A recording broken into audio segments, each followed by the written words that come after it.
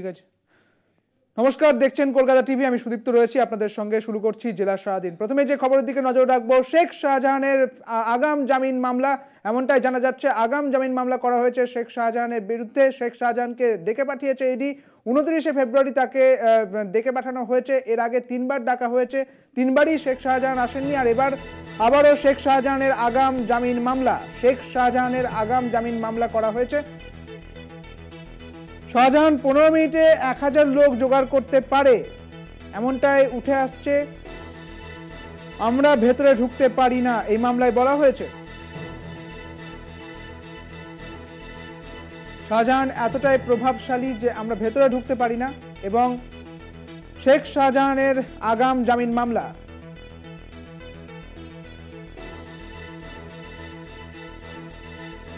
ওই দিন 3000-এর বেশি লোক জোগাড় করেছিল শেখ শাহজাহান এবং আগাম জামিন মামলা করা হয়েছে শেখ শাহজাহানের বিরুদ্ধে। ইডির 3 জন অফিসার আক্রান্ত হয়েছিল সেই ঘটনায়, অর্থাৎ 5ই জানুয়ারি যেদিন তার বাড়িতে গিয়েছিল ইডি, সেই ঘটনায় 3 জন ইডির আধিকারিক আক্রান্ত হয়েছিলেন।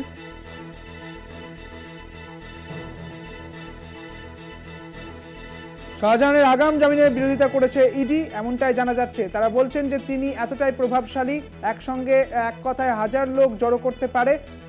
শেখ শাহজাহানের আগাম জামিন মামলা নিয়ে এমনই বক্তব্য ইডির। আপনাদের আরো একবার জানিয়ে রাখি, শেখ শাহজাহানকে 29শে ফেব্রুয়ারি ফের তলব করেছে ইডি। এর আগে আরো 3বার তলব করা হয়েছে, 3বারই এড়িয়ে গিয়েছেন সেই তলব শেখ শাহজাহান। আর এবার 4র্থবার তলব করেছে ইডি। 29শে ফেব্রুয়ারি তাকে তলব করা হয়েছে এবং তার আগেই শেখ শাহজাহানের আগাম জামিনের মামলার পরিপ্রেক্ষিতে ইডির বক্তব্য যে তিনি প্রভাবশালী, অর্থাৎ শেখ শাহজাহানের কথায় একসঙ্গে 1000 লোক আসতে পারে, তিনি প্রভাবশালী এবং তাই তার আগাম জামিনের মামলা বিরোধিতা করেছে ইডি।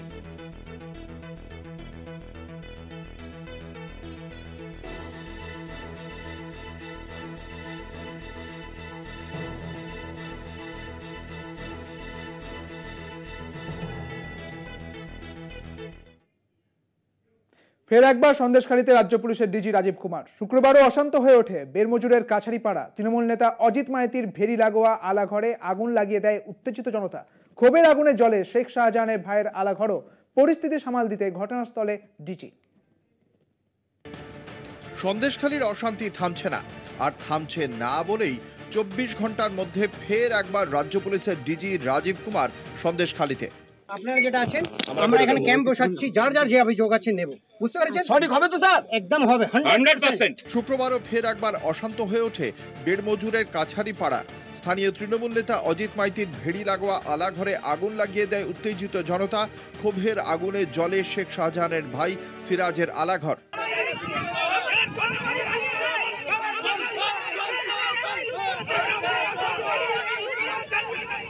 কেন আগুন, কেন ফের নতুন করে উত্তেজনা সন্দেশখালীতে? তারা আমাদেরকে যা ঘর বাড়ি ভেঙে চুরমার করতেছে, এই জমি জায়গা সব তারা দখল করতেছে। জল ঘরে 7 বিঘা সম্পত্তি, তাকে নিজস্ব সম্পত্তি, তাকেও পর্যন্ত অজিত মাইতি দখল করেছে। এরপরেই ঘটনাস্থলে পৌঁছন এডিজি দক্ষিণবঙ্গ সুপ্রতিম সরকার। এরই মধ্যে কাছারি পাড়ায় অজিত মাইতির বাড়িতে ভাঙচুর চালায় একদল স্থানীয় মানুষ। ইট দিয়ে ভেঙে দেওয়া হয় মোটরবাইক। অজিত মাইতির মেয়ে উচ্চ মাধ্যমিক পরীক্ষার্থী। ঘটনার আকস্মিকতায় তিনি আতঙ্কিত। বিশ্রী বিশ্রী ভাষায় আমাকে গালাগাল দিচ্ছে। গালাগাল দেওয়ার পরে বলছে মারবো। আমি বলছি কেন, আমাকে কিসের জন্য মারা হবে? বলতে ও চোরা হয়ে আমার উপরে মারতে আসছে ছেলেটা। আজকে পরীক্ষা আছে নাকি? না, আজকে পরীক্ষা নেই, কাল আছে আমার। কতটা আতঙ্ক? খুব ভয়ে আছি আমরা। চাই, আমরা শান্তি চাই। আমরা এরকম অশান্তি আর ভালো লাগছে না। তৃণমূল নেতা অজিত মাইতি একসময় বিজেপির সক্রিয় কর্মী ছিলেন। নির্দিষ্ট করে বেশ কয়েকজনের বিরুদ্ধে পুলিশের কাছে অভিযোগ করেন তিনি। পাল্টা পুলিশের কাছেও অজিতের বিরুদ্ধে অভিযোগ জমা পড়েছে। আপনার বিরুদ্ধে যদি কোনো অভিযোগ থাকে সেটাও ইনকোয়ারি হবে, আপনি হতে পারেন। একদম, আমি সেটাও বলেছি যে আমার মধ্যে যদি কোনো ইনকোয়ারি করে যদি তথ্য পাওয়া যায় তখন আপনিও অ্যারেস্ট হবেন। আপনারা যদি প্রশাসনের সঙ্গে কোঅপারেট না করেন, আপনারা ভাবছেন কোথাও একটা আগুন জ্বলবে তারপর লাঠি নিয়ে বেরিয়ে পড়বেন, এতে কিন্তু সমাধান হবে না। পরিস্থিতি ঘোরালো হয়ে উঠতেই সন্দেশখালী পৌঁছন রাজ্য পুলিশের ডিজি রাজীব কুমার। সঞ্জিত চক্রবর্তীর রিপোর্ট, কলকাতা টিভি। হোটেলে নাবালিকাদের নিয়ে গিয়ে দেহ ব্যবসার অভিযোগ হাওড়ায় ধৃত বিজেপি নেতা সব্যসাচী ঘোষ। বিজেপি নেতা সব্যসাচী ঘোষ এবং মালিক এবং ম্যানেজারের 7 দিনের পুলিশি হেফাজত ও বাকিদের 14 দিনের জেল হেফাজতের নির্দেশ হাওড়া আদালতের। যারা নারী শক্তির জয়গান করেন তাদের দলের নেতার এহেন নক্কারজনক ঘটনায় প্রশ্ন তৃণমূলের। অন্যদিকে সন্দেশখালী থেকে নজর ঘোরাতে তৃণমূলের চক্রান্ত, পাল্টা বিজেপির। হোটেলে নাবালিকাদের নিয়ে যৌন ব্যবসা, গ্রেফতার হাওড়ার বিজেপি নেতা। ঘটনা ঘিরে শাসক বিরোধী তরজা। সন্দেশখালীতে নারী নিগ্রহ নিয়ে যখন গোটা রাজ্য তোলপাড়, তখন ফের এক বিজেপি নেতার কুকর্ম ফাঁস। বিজেপির হাওড়া সদরের কিষাণ মোর্চার সম্পাদক এবং শ্রমিক নেতার বিরুদ্ধে হোটেলে নাবালিকাদের নিয়ে দেহ ব্যবসা চালানোর অভিযোগ। পুলিশের হাতে গ্রেফতার বিজেপি কিষাণ মোর্চার নেতা সব্যসাচী ঘোষ। জানিয়ে তুঙ্গে শাসক বিরোধী তরজা। পুলিশ সূত্রে খবর, গোপন সূত্রে খবর পেয়ে বুধবার সন্ধ্যায় সাঁকরাইলের ধুলাগড়ে ১১৬ নম্বর জাতীয় সড়কের ধারে একটি হোটেল থেকে ১১ জনকে গ্রেফতার করে সাঁকরাইল থানার পুলিশ। ধৃতদের মধ্যে রয়েছেন হোটেলের মালিক এবং আন্দুলের বাসিন্দা বিজেপি নেতা সব্যসাচী। তার বিরুদ্ধে অভিযোগ, তিনি ও তার দলবল দীর্ঘদিন ধরে ওই হোটেলে নাবালিকা মেয়েদের এনে দেহ ব্যবসা চালাচ্ছিলেন। হোটেল চলতো, এখানে আসতো গাড়ি করে, কিছু লোক মেয়ে ছেলে আসতো চলে যেত, এইটুকু, এর বাইরে কিছু আমরা এটাই দেখতাম। বিজেপি নেতা হোটেলের মালিক ও ম্যানেজারের ৭ দিনের পুলিশ হেফাজত ও বাকি ৯ জনের ১৪ দিনের জেল হেফাজতের নির্দেশ হাওড়া আদালতের। ধৃতদের বিরুদ্ধে মানব পাচার আইন এবং পক্সো আইনে মামলা রুজু করেছে পুলিশ। মহিলাদের উদ্ধার করে পাঠানো হয়েছে লিলুয়া হোমে এবং ২ জন নাবালিকাকে চাইল্ড ওয়েলফেয়ার কমিটির হাতে তুলে দেওয়া হয়। বিজেপি নেতা সব্যসাচী ঘোষকে নিয়ে তৃণমূলের টুইট। এ বিষয়ে বিজেপিকে কটাক্ষ রাজ্যের মন্ত্রী অরূপ রায়ের। আইনানুগ ব্যবস্থা নেবে পুলিশ প্রশাসন বলে জানান মন্ত্রী। নাবালিকা মহিলাদের মেয়েদের নিয়ে এই ধরনের দেহ ব্যবসা চালানো, এটা তো সমাজের চোখে ভয়ঙ্কর অপরাধ। তা সুতরাং এদের বাংলায় কোনো ভবিষ্যৎ নেই, ছিল না, আগামী দিনেও থাকবে না। এরা এইভাবেই উচ্ছৃঙ্খলতা করে বাংলায় একটা अस्थिर परिवेश तैरी करार चेष्टा करছে। दूसरों के ऊपर उंगली उठाने से पहले अपने गिरेबान में झाँक के देखो, আগে নিজেরা কি করছেন সেটা দেখুন। কাদের নিয়ে বিজেপি চালাচ্ছেন, কাদেরকে নিয়ে সংসার করছেন, যারা সরাসরি দেহ পাচার, দেহ ব্যবসায় অভিযুক্ত। অন্যদিকে বিরোধীদের মিথ্যে মামলায় ফাঁসানো হচ্ছে বলে দাবি বিজেপির হাওড়া সদরের সম্পাদক ওম প্রকাশ সিং এর। মানুষের চোখে মিথ্যা বলার কিছু নেই, যদি প্রমাণ হয় আর তদন্তে যদি এগুলো আসে তাহলে নিশ্চয়ই দলও স্টেপ নেবে, আইনি ব্যবস্থা তো আছেই, দলও ছাড়বে না। বিজেপি এরম নোংরা রাজনীতিকে পছন্দ করে না। যারা নারী শক্তির জয়গান করেন তাদেরই দলের নেতা ইহানো নক্কারজনক ঘটনা ঘটালেন কি করে? সন্দেশখালীতে নারী নির্যাতনের অভিযোগে যখন এতটা সোচ্চার বিজেপি, তখন নারী ব্যবসায় অভিযুক্ত খোদ দলের নেতার বিরুদ্ধে কি পদক্ষেপ নেয় বিজেপি, সেটাই এখন দেখার। হাওড়া থেকে জগন্নাথ সামন্তের রিপোর্ট, কলকাতা টিভি। এখন সময় বিরতির, ফিরছি বিরতির পর, সঙ্গে থাকুন। রাজ্যে ফের ইডি তৎপর। শুক্রবার সকালে কলকাতা, হাওড়া, উত্তর ২৪ পরগনা মিলিয়ে রাজ্যের মোট ৬ জায়গায় হানা দেয় ইডি আধিকারিকরা। শেখ শাহজাহান ঘনিষ্ঠ হাওড়ার মাছ ব্যবসায়ী পার্থপ্রতিম সেনগুপ্তের বাড়িতে তল্লাশিতে ইডি।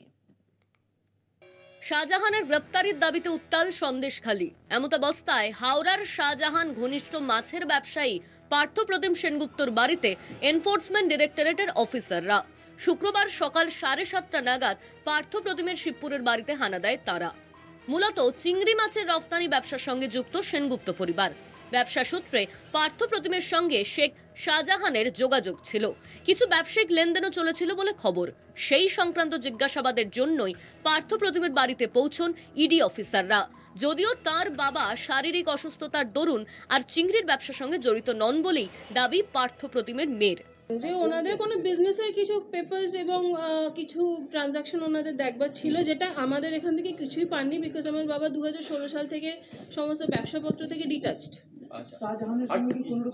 না, আমার বাবার কোনো রকম কোনো না ফ্যামিলির কোনো নামটাই একেবারেই নয়, কারণ ওনারা ফোন দেখেছেন, ফোন চেক করেছেন, হ্যাঁ একেবারেই নয়, একেবারেই। এবার আদার্স আমি জানি না, কিন্তু শুধু পার্থপ্রতিমের শিবপুরের হালদার পাড়ার ফার্স্ট বাই লেনেই যে ইডি আধিকারিকরা হানা দিয়েছিলেন তা নয়, তল্লাশি চলেছে সেনগুপ্ত পরিবারের মাছের ব্যবসা সংক্রান্ত অন্যান্য অফিসেও। পাড়াতে ভালো মানুষ বলেই পরিচিত রয়েছে পার্থপ্রতিম বাবুর। ব্যবহার খুব ভালো ছিল। এনার বাড়িতে আজকে ইডি রেড, কি ভাবছে? ভাববো কি দাদা, যে অন্যায় যদি করে নিশ্চয়ই ইডি। আমার বাড়িতে রেড হচ্ছে না, আমি যদি অন্যায় করি তবেই তো আমার বাড়িতে রেড হবে। এবার ব্যক্তিগতভাবে লোক ভালো হলে কি হবে, তার যদি কোনো রকম কোনো প্রবলেম থাকে সেটাতে কি করবে বলুন। পাড়াতে ভালো মানুষ বলেই পরিচিতি রয়েছে পার্থপ্রতিম বাবুর। ঘন্টা চারেকের তল্লাশির পর একটি ভর্তি কালো ব্যাগ নিয়ে সেনগুপ্ত বাড়ি ছাড়েন ইডির 4 অফিসার। শাহজাহানকে কেন গ্রেপ্তার করা হচ্ছে না তা নিয়ে ইডি কোর্টে বল ঠেলেছে রাজ্য পুলিশ। এমতাবস্থায় হাওড়ার শাহজাহান ঘনিষ্ঠ মাছ ব্যবসায়ীর বাড়িতে ইডির হানা যথেষ্ট তাৎপর্যপূর্ণ বলেই মত ওয়াকিবহল মহলের। কলকাতা টিভি।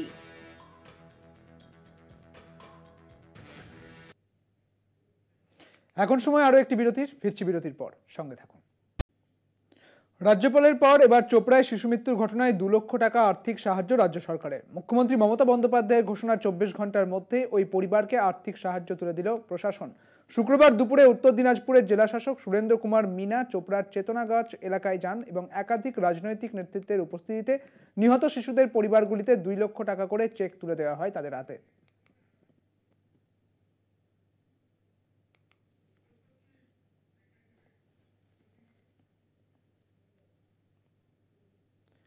জেলা সারাদিন এখন এই পর্যন্তই। দেখতে থাকুন কলকাতা টিভি, রাত দিন 7 দিন।